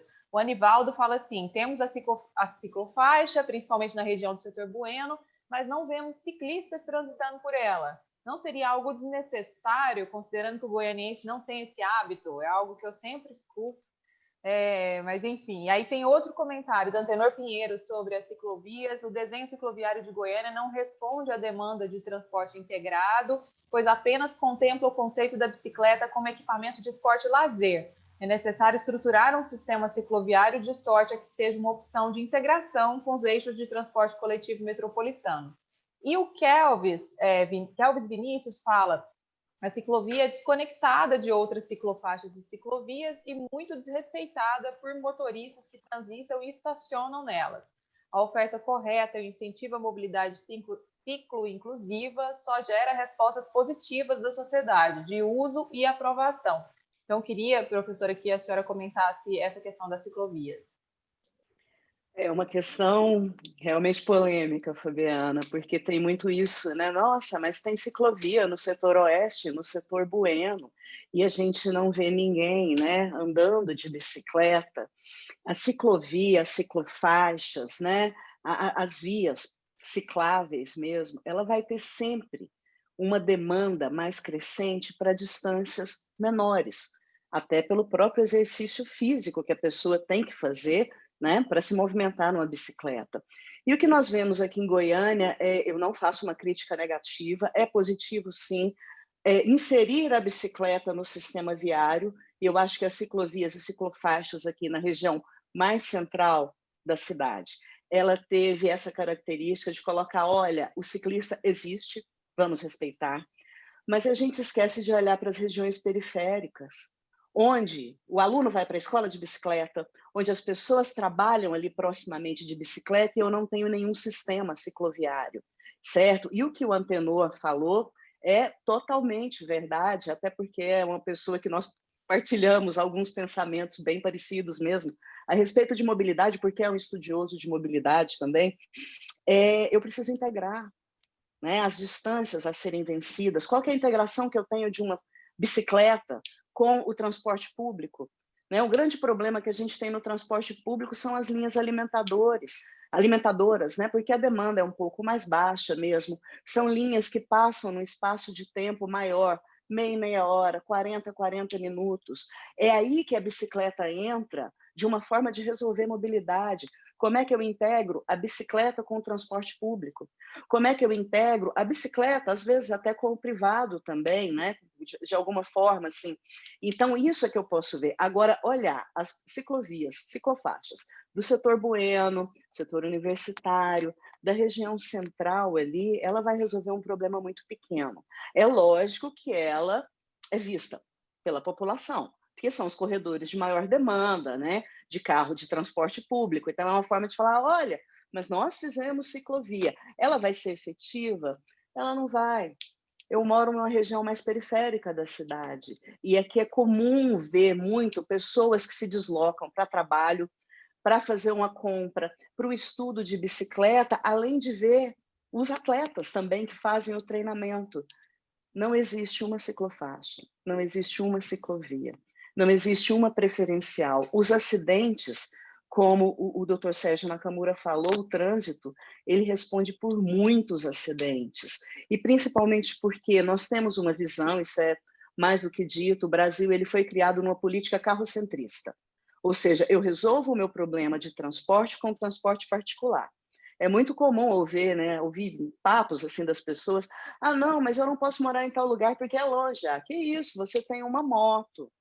Mas essa distância existe todo dia, e ela é percorrida todo dia. E quando eu quero me apressar um pouco, eu acelero. E aí eu acelero, eu posso ter um acidente, né, de trânsito. Então, muito comum ver isso. Pô, não, mas tem ciclovia e não tem ninguém. Mas eu tenho, para eu ir de bicicleta e fazer uma viagem completa, eu tenho que unir origem e destino. Se eu tenho pedaços de rotas, né, que não ligam nada a lugar nenhum, a T63 mesmo é uma ciclovia que eu falo, nossa, até você chegar nela, né? Uau, tem que ser herói, porque você vai enfrentar um trânsito pesadíssimo até chegar àquele canteiro central. Se não for uma pessoa muito consciente das próprias habilidades e munida de uma certa coragem mesmo, para trafegar naquele trânsito pesado, que inclui ônibus, inclui caminhões, porque aqui em Goiânia a gente tem até nós não temos nenhuma política de transporte de carga. O quão é comum a gente estar no centro da cidade e ver uma carreta manobrando num horário comercial, impedindo uma rua nos dois sentidos, né? Nós não temos esse tipo de política. Então, quando eu vejo assim, e é um indicador falho, muitos planos de mobilidade colocam o indicador de mobilidade como quilômetros de ciclovia. 1 quilômetro de ciclovia, ele não me diz nada. Ele me diz se eu estou ligando um lugar a outro, se eu estou perfazendo uma rota, né? Eu acho que uma das grandes soluções que nós podemos ter em termos de transporte é começar a olhar para o não motorizado. Como eu posso favorecer um deslocamento do pedestre, um deslocamento a pé, em questões de segurança em termos de infraestrutura. Eu dei uma olhada aqui no chat, tem até um comentário, inclusive, do Antenor, e que eu sou partidária mesmo. Por que as calçadas ainda são a cargo do proprietário de fazer uma calçada? A calçada é uma via. É a mesma coisa de destinar o proprietário da casa, ele cuidar ali do pavimento em frente à casa dele. É uma via. Ela precisa ter uma questão do poder público. E os lotes vagos? Eu faço a calçada se eu quiser? Onde é que os pedestres trafegam? Porque todo mundo anda a pé. Se eu tenho que fazer alguma compra no setor central, provavelmente eu vou andar 2 ou 3 quadras, mesmo eu estando de carro. Se eu preciso usar o transporte público, ou sou usuária do transporte público, eu tenho que chegar até o ponto de embarque e desembarque, e desse ponto até o meu trabalho, até a minha casa, até a minha escola. Por que eu não posso olhar para isso? Quais as condições das calçadas? Se a gente olhar a iluminação das nossas ruas, nós vamos ver postes de 5 metros de altura que iluminam o quê? A via. Iluminam para o carro. Porque o poste para pedestre, a iluminação para pedestre, é a iluminação de 2 metros e pouco, que vai clarear a calçada para a pessoa ver onde é que ela está andando. Quando eu deixo as minhas ruas escuras, as minhas ruas ficam inseguras, porque nós, seres humanos, somos um bicho coletivo. Nós não estamos aí falando de região metropolitana à toa. Nós moramos todos próximos uns dos outros. Se eu tenho uma rua movimentada, eu tenho uma percepção de segurança. Se eu deixo aquela rua escura, a calçada em má condição, eu vou jogando a pessoa para um transporte motorizado, porque ela vai se sentir mais segura dentro daquele transporte. Se eu estou no transporte público e eu tenho que fazer embarque e desembarque num ponto de ônibus escuro, num ponto de ônibus afastado, eu me sinto insegura. Na primeira oportunidade que eu tenho de ir para o transporte particular, eu vou. E aí eu torno um ciclo vicioso, porque o transporte individual, ele sempre ocupa um espaço muito maior do que o transporte público. E o transporte precisa ser visto como um transporte de pessoas. Então, tratar a mobilidade pensando só em infraestrutura de uma maneira seca, de tapar buraco, de fazer viaduto, de duplicar vias e aumentar vias, é ver uma questão de uma forma parcial. Eu tratar o meu trânsito como se eu tivesse que controlar sempre o motorista pelo excesso de velocidade que ele impinge ali nos deslocamentos dele, sem responsabilizá-lo disso como uma forma de crime, eu não vou estar tratando do transporte, eu sobrecarrego o sistema de saúde. O que o doutor Sérgio falou é muito verdade. Vai em qualquer hospital ortopédico. 70% são vítimas de trânsito, ou mais. Né? E as pessoas ficam lá, estão doentes, vão ficar com sequelas, às vezes, com a mobilidade prejudicada. E por quê? Porque eu tenho um sistema de transporte que joga a pessoa sem escolha, praticamente por um transporte motorizado individual.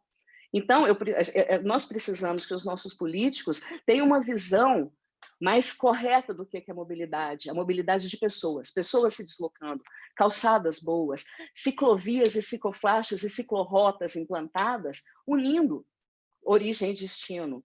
Né? Eu acompanhei até aqui no chat uma pergunta de uma participante, que ela diz que o bom é inimigo do ótimo, e é verdade, isso em transporte é verdade. Né? Nós temos que ter uma solução boa, mas eu não tenho como analisar uma demanda de transporte observando a demanda atual. Como é que eu trato uma demanda reprimida?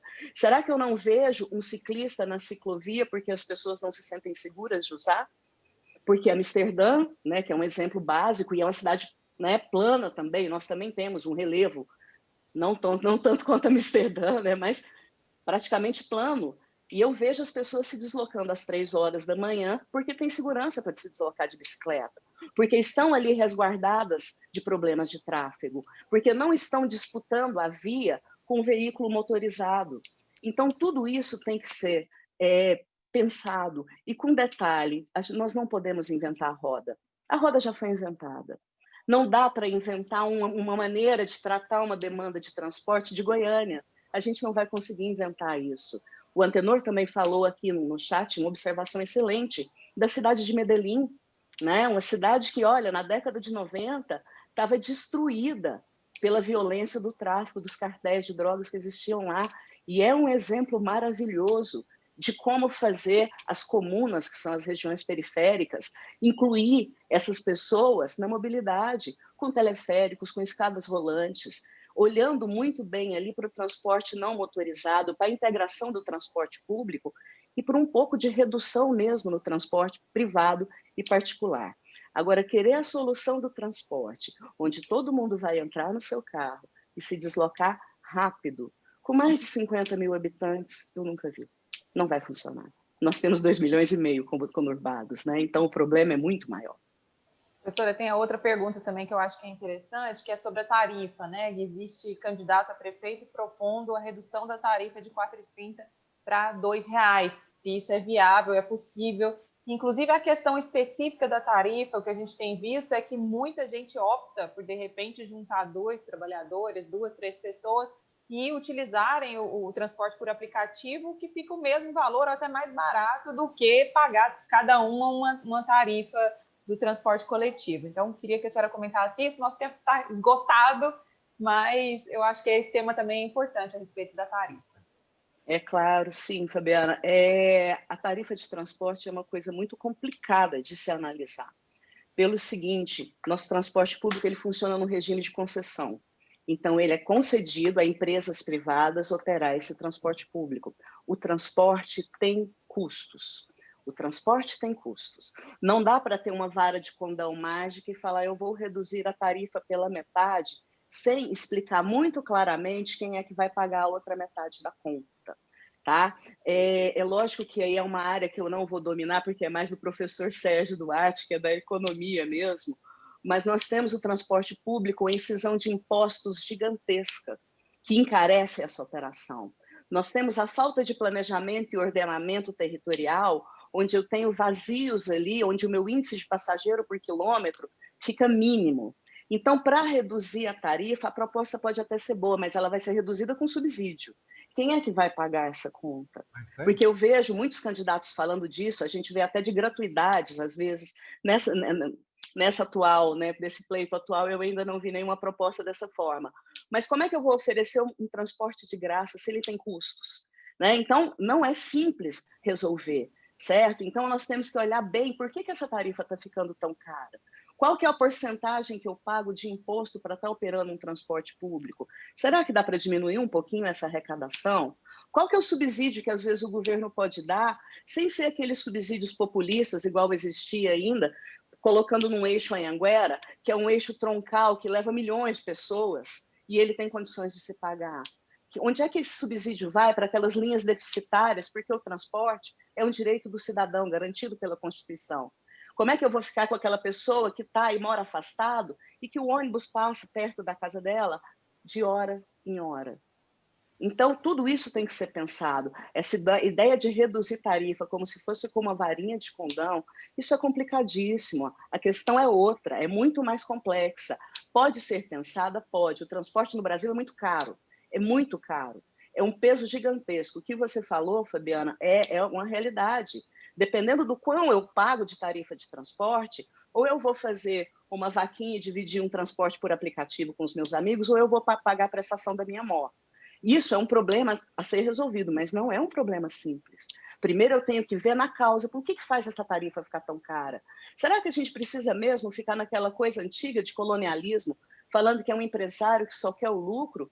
O empresário tem que lucrar, mas cabe ao poder público definir o como esse lucro vai acontecer, como que ele vai acontecer, qual que é a qualidade do serviço que está sendo ofertada. Né? Então, tem várias coisas, a discussão é profunda, a discussão é complexa. Então, vir com essas coisas, com essas panaceias de vou diminuir o trânsito em tantos por cento, vou diminuir a tarifa em tantos por cento, não é tão simples assim. Não é tão simples assim. Primeiro, devia estar se questionando por que a tarifa está cara, onde eu, como poder público, posso atuar. Por que nós temos tanto trânsito em Goiânia e o trânsito é tão difícil em toda a região metropolitana? Onde é que está esse problema? E aí sim eu vou poder resolver. Agora, como se fosse num passe de mágica, como se fosse, olha, eu vou criar mecanismos e de agora em diante vai custar menos da metade? Como assim? De onde que vai vir o resto para pagar a conta? Né? Então, são questões que chegam a ser um desrespeito com o eleitor, porque não é tão simples assim. Certo, obrigada, professora Patrícia. Doutor Obrigada. Sérgio, Sérgio Nakamura, sobre saúde, eu queria saber a respeito de prevenção. Qual que é a importância de se discutir isso, apresentar nas propostas dos candidatos, o que Goiânia e a região metropolitana precisam melhorar em termos de prevenção na área da saúde? Sim, como a gente diz, o que aparece, né, e o que pega, a maioria dos candidatos tem falado, e mesmo quando a gente vai ver balanços de governos, né, é sempre assim, olha, eu atendi tantas pessoas, eu internei tantos, né, internei tantos de UTI, né, então, não há dúvida que o que aparece muito é a área da atenção, né, onde você atende as pessoas, isso acaba aparecendo muito, né. Sim, outra coisa tem que parar essa dicotomia onde eu tenho uma ação parece que eu separo o ato em saúde como fosse um ato de atenção, um ato de prevenção, um ato de promoção. É um ato comum, né? Ao atender uma pessoa, eu estou fazendo uma ação de atenção, estou fazendo uma ação de promoção, né? Mas obviamente tem ações específicas da promoção da prevenção e da promoção que precisam ser voltadas.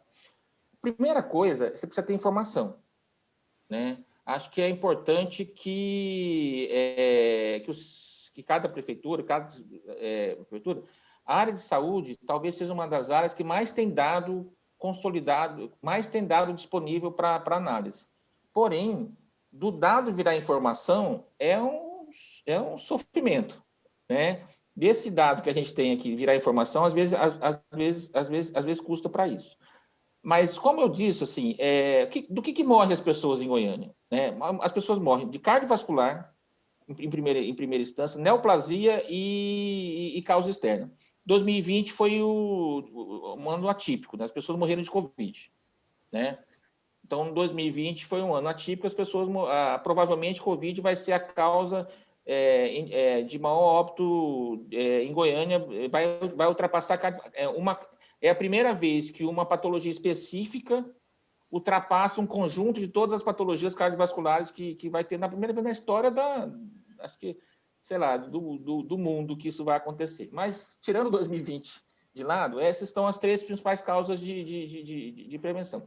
As causas cardiovasculares vêm num ritmo de decrescimento lento, mas de decrescimento, a morte por cardiovasculares. Porém, a gente tem um acréscimo das causas de neoplasia e uma estabilidade nas causas externas, né?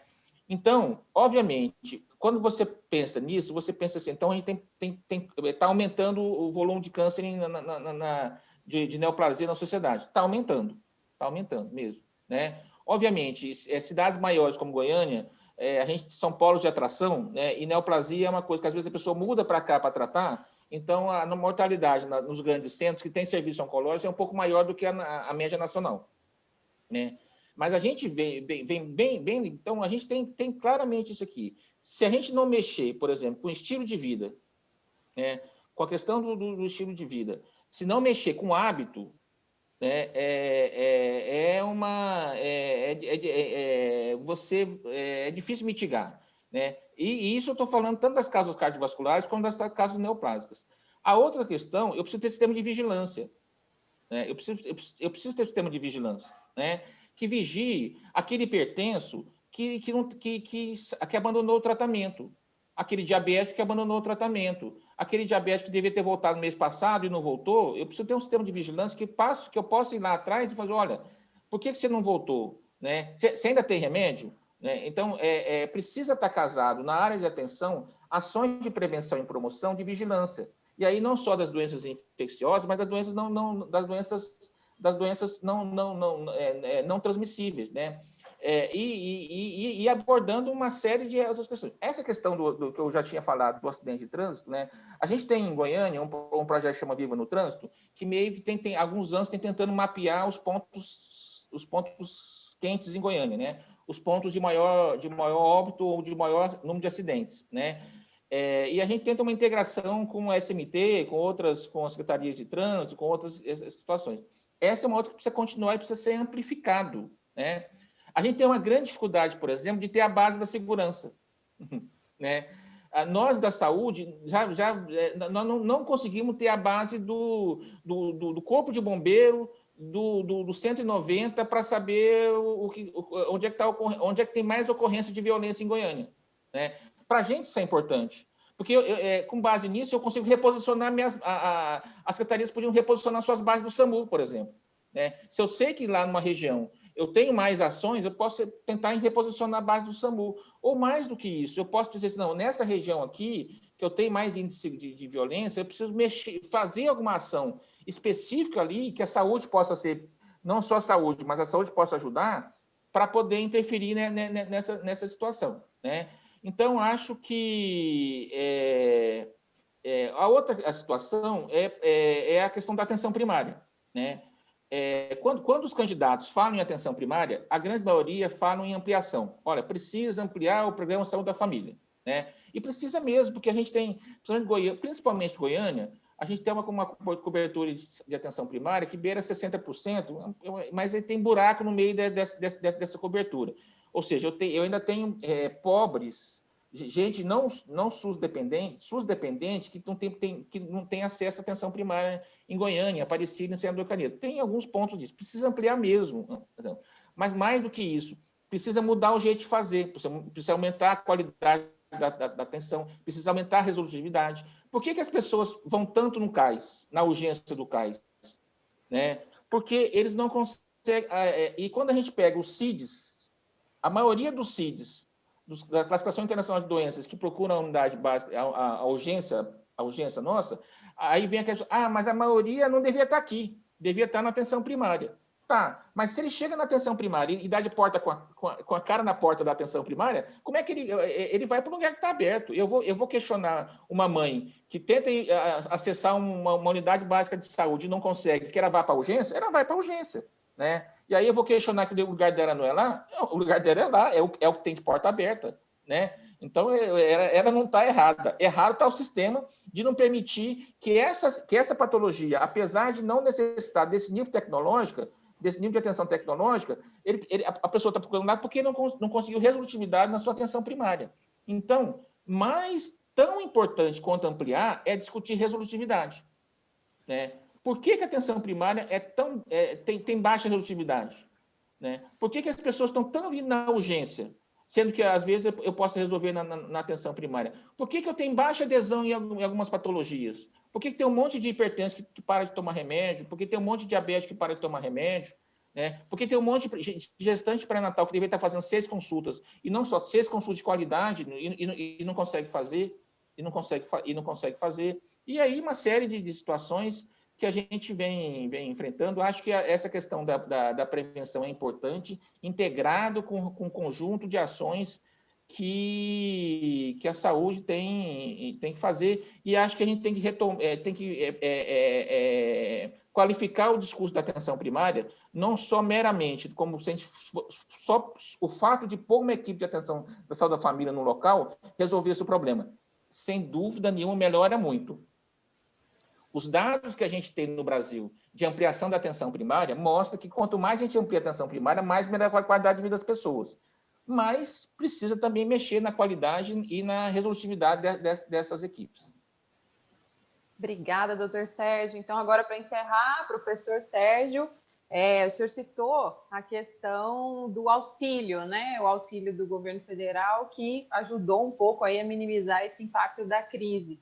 E a gente tem agora vários candidatos propondo benefícios, como cartão alimentação, auxílio, bolsa, a partir do ano que vem. O que o senhor acha dessa proposta, desse tipo de proposta, dos gestores municipais oferecerem essas bolsas, muitas vezes até como justificativa para não dar conta de um plano mais amplo aí, né, de geração de emprego e renda? Na verdade, nós precisamos das duas coisas, Fabiana, porque é uma situação de emergência, a recuperação não vai ser tão rápida. Nós temos aí hoje 65% da população de Goiânia que está recebendo o auxílio emergencial.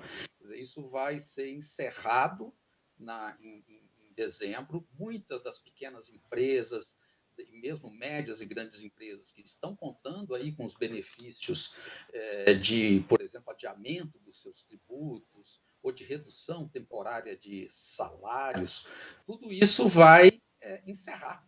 Né? Então, você vai ter que ter... O plano ele tem que conter uma parte de solução de emergência e que implica em você ter o programa social. É claro que as prefeituras, na verdade, nós já temos, né, programas tanto estaduais como municipais de distribuição direta de renda, de vários tipos, mas eles não são, obviamente, capazes de concorrer com os volumes do governo federal. Vai ser uma solução paliativa, né? Mas você pode usar essa solução de forma inteligente.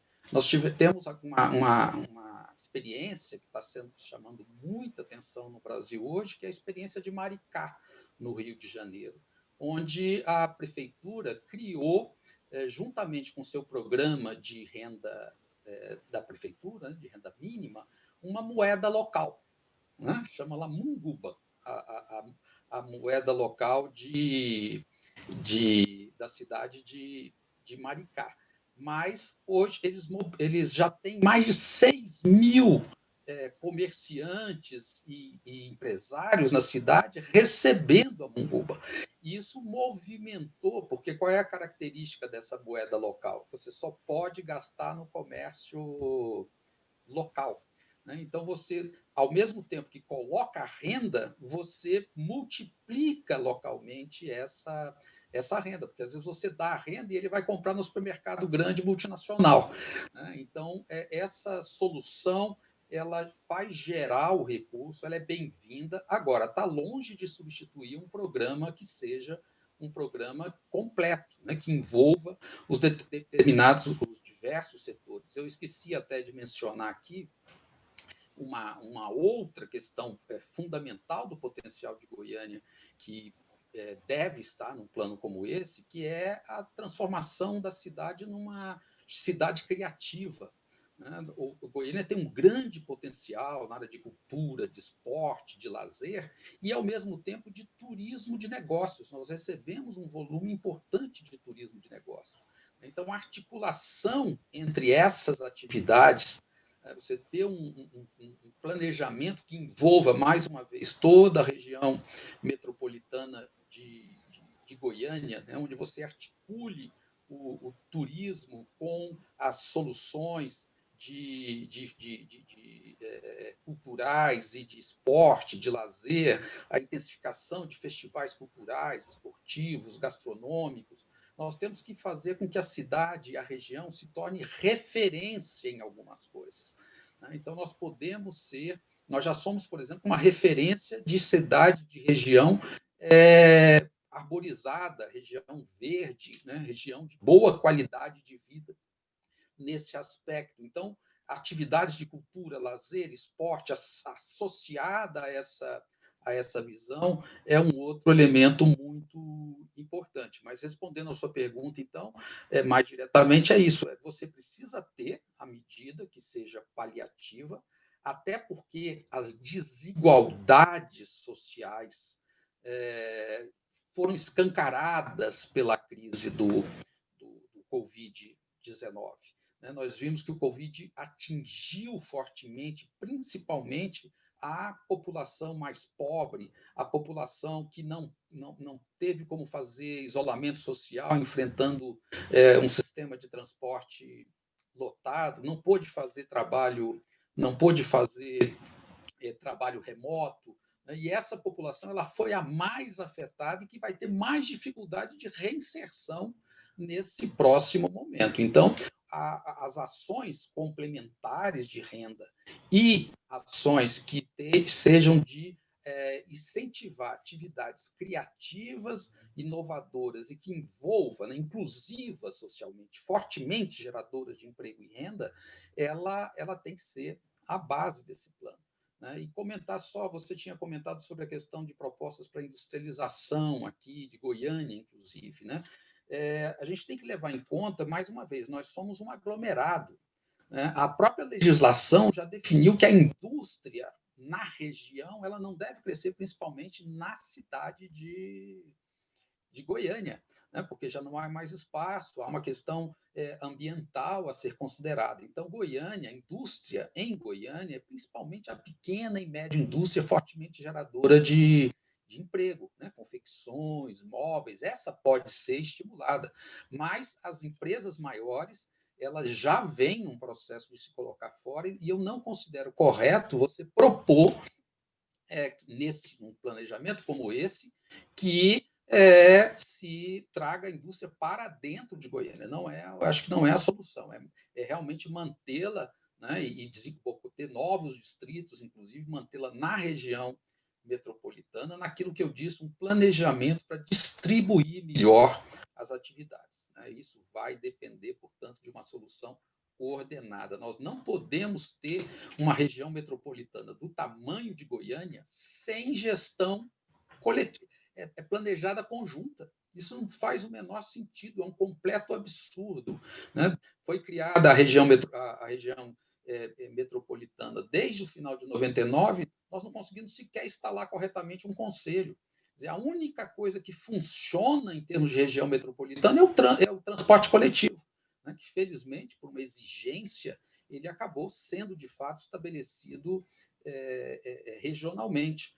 Mas a questão do lixo, a questão da saúde, ela tem que ser tratada. Nós temos que ter uma solução, de fato, integrada, que leve em conta as necessidades da região, e acho que a ação conjunta de todos esses prefeitos eleitos, independentemente de partido político, ela vai ser crucial para que, de fato, a gente possa criar os empregos que a região necessite, e que, ao mesmo tempo, você encaminhe para um novo modelo de desenvolvimento que pode ser referência para Goiás, para Goiânia, né? Uma cidade com desenvolvimento sustentável, né? Com desenvolvimento que seja integrado e que gera soluções. Nós podemos especializar nossas empresas em soluções urbanas que são exportáveis. A China hoje se tornou um grande exportador de soluções urbanas. A China exporta a solução de casa popular para o mundo inteiro, né? Então, a gente pode desenvolver essas atividades aqui,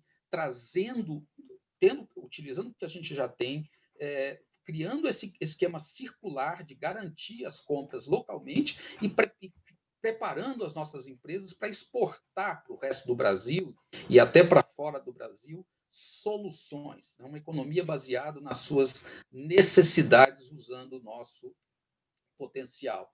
Ao mesmo tempo que nós temos o desafio da crise, né, do Covid, nós temos uma recuperação difícil, tem oportunidade. Oportunidade, né? O que são essas oportunidades? Ora, queira ou não queira, até por um efeito do bumerangue, né, de você saiu de uma crise muito profunda, nós vamos ter um efeito de certo crescimento em todo o país, de recuperação, que vai ser demorada, mas é um efeito econômico importante que tem que ser aproveitado. E assim como as empresas que tiveram soluções criativas, inovadoras, durante a pandemia, se saíram melhor, as cidades que tiverem essa posição na saída podem transformar esse momento, que é um momento tão difícil, numa oportunidade para que Goiânia e a região metropolitana possa dar um salto no seu desenvolvimento. Certo, muito obrigada, professor. Encerro por aqui, Luiz. Tá ótimo, Fabiana. Agradecendo, então, professor Sérgio Duarte, muito obrigado por participar aqui conosco desse webinar. Até uma próxima. Eu que agradeço a oportunidade e, mais uma vez, fazer um chamado a todos os candidatos que, independentemente dos seus partidos, abracem uma política realmente para a cidade. Muito obrigado. Acabei dizendo Sérgio, temos dois, né? Sérgio Duarte de Cássio, nosso economista. Acabou que os dois falam, com que Sérgio que o Luiz está falando, né? Agradecer também a professora Patrícia Margon, falando aqui com a gente de trânsito. Professora, muito obrigado. Tenha um bom dia também. E qual o recado fica, professor, para os nossos gestores? Então, Luiz, acho que o recado para os nossos gestores é que vamos tirar o manto de Salvador né? As soluções metropolitanas são complicadas, a nossa cidade tem problemas que não são fáceis na economia, na saúde, no transporte, na educação, né? Então, não vamos ser salvadores do mundo, vamos respeitar o eleitor, vamos respeitar os funcionários públicos que têm carreira e sabem sim onde é que estão os problemas da saúde, da educação e do transporte. Vamos ser humildes, né? Vamos ouvir mais. Não tem nenhuma solução que vai chegar com uma varinha de condão e tirar a cidade do problema em 4 anos de mandato. Vamos ter essa consciência. E eu agradeço a todos também. Obrigada. Obrigado, professora Patrícia Margon. E também, professor Sérgio Nakamura, muito obrigado. O senhor falou da área da saúde. Pergunto também, que sugestão fica aí para os nossos gestores, especialmente aqueles que vão ser eleitos agora em novembro, professor? Primeiro, agradecer à Organização Jaime Câmara, ao Popular, na CBN, pelo convite, agradecer pela possibilidade de fala. E, assim, se eu tivesse que... Uma das questões que a pandemia nos trouxe é a importância do SUS, né? Se não fosse o sistema de saúde no país, se a gente teve mais de 150 mil mortos, isso seria uma situação catastrófica, né? Então, o que eu recomendo se eu pudesse recomendar algumas coisas aos candidatos e aos prefeitos eleitos, é defenda o SUS, né? Fortaleça e defenda o SUS, que aí o resto a gente trabalha para ir implementando. Obrigado. Muito obrigado aos nossos convidados aqui no webinar. Fabiana, disse que conselhos fosse bom a gente não dava, cobrava por ele, né? Mas eu acho que fica um bom conselho aos nossos gestores, a quem pensa em administrar a cidade, em ver nesse vídeo, né, quantas informações importantes a gente teve aqui, quantos dados, né, inclusive, com relação a essa integração da nossa região metropolitana, que podem ser utilizadas de forma prática aí por todos os gestores, né, Fabi? Obrigado mais uma vez e até amanhã. Obrigada, Luiz. Contribuições valiosíssimas. Eu espero que todos os candidatos acompanhem essas informações que foram dadas aqui, que isso ajude os candidatos nos seus planos de governo, no que eles vão elaborar para as gestões depois de eleitos. E espero também que ajude o eleitorado a filtrar bem aí seus candidatos, tanto para o executivo como também para o legislativo. Obrigada, foi ótimo. Até amanhã. Tchau, tchau. Muito bem lembrado, Fabiana, não só os nossos gestores, mas também o eleitor. Vai escolher o seu candidato agora em novembro. Pense, reflita, ouça aí o que os especialistas disseram nessas 3 áreas tão importantes aqui para a nossa região metropolitana. Em nome do Popular e da CBN Goiânia, muito obrigado. Até uma próxima.